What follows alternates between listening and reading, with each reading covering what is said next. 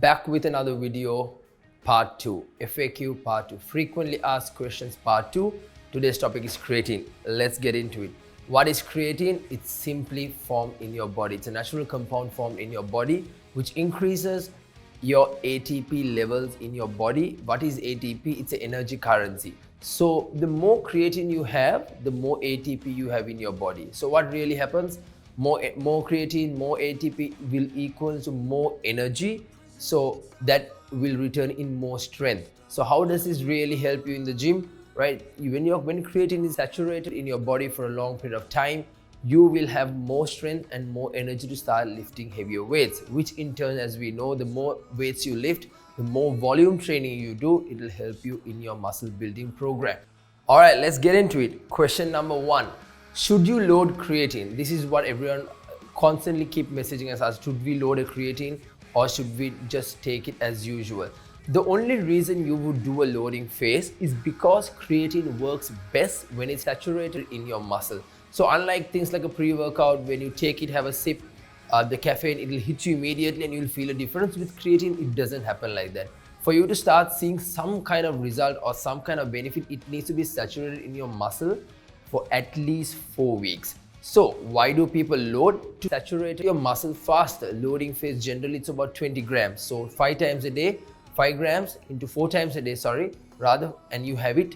So you will saturate your muscle faster. So that is the only benefit. So should you really load? In reality, no. You can still take 5 grams a day and at the end of the 4 weeks, you could still end up at the same point.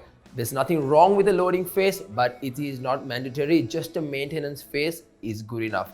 Question number 2, how much creatine should you take per day? The general standard recommendation for any body weight would be 5 grams a day.